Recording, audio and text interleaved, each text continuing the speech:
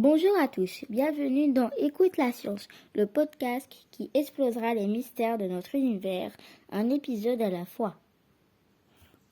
Aujourd'hui, on va plonger ensemble dans une question vieille comme l'humanité, et pourtant toujours sans réponse définitive.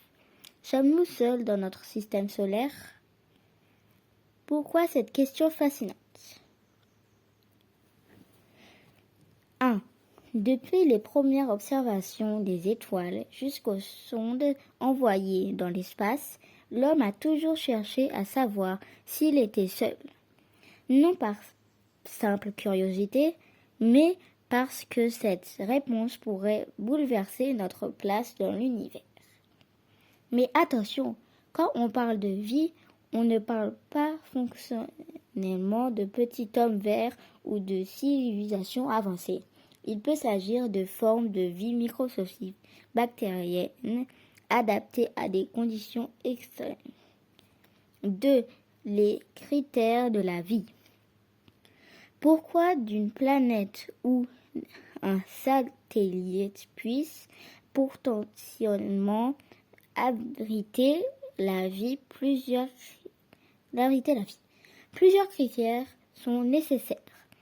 La présence d'eau sur tout liquide, une source d'énergie comme le soleil ou l'activité géologique, des molécules organiques et une certaine stabilité dans les conditions environnementales.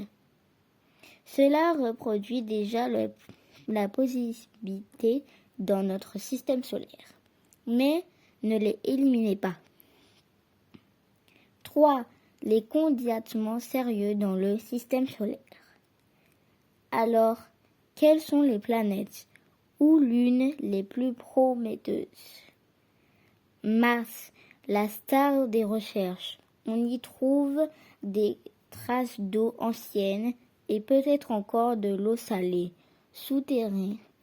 Les missions comme Persévérance y cherchent des biosignatures. Europe, lune de Jupiter. Sous sa forme glacée se cache un océan global, avec une chaleur interne et de possibles GRC. C'est l'un des endroits les plus prometteurs.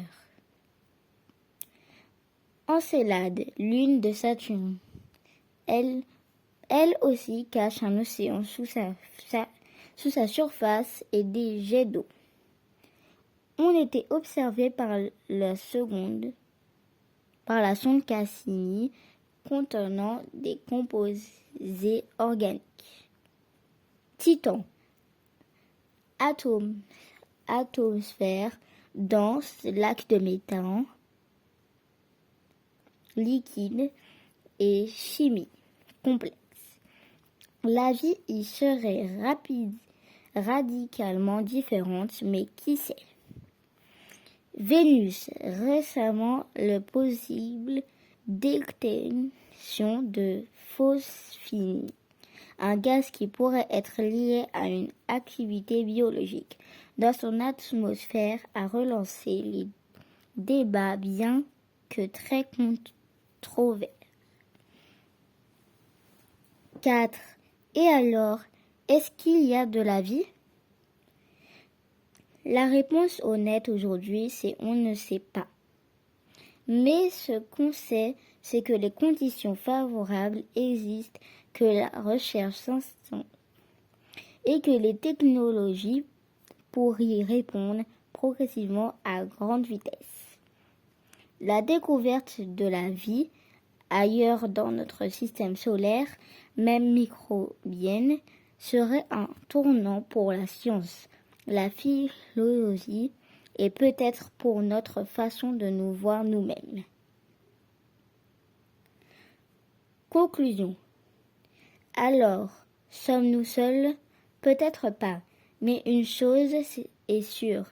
Tant qu'il restera des mondes à explorer, la science continuera à écouter, à rechercher et à nous rapprocher de la réponse. Merci d'avoir écouté Écoute la science.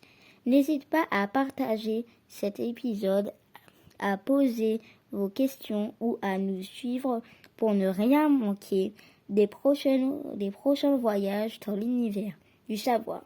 À bientôt!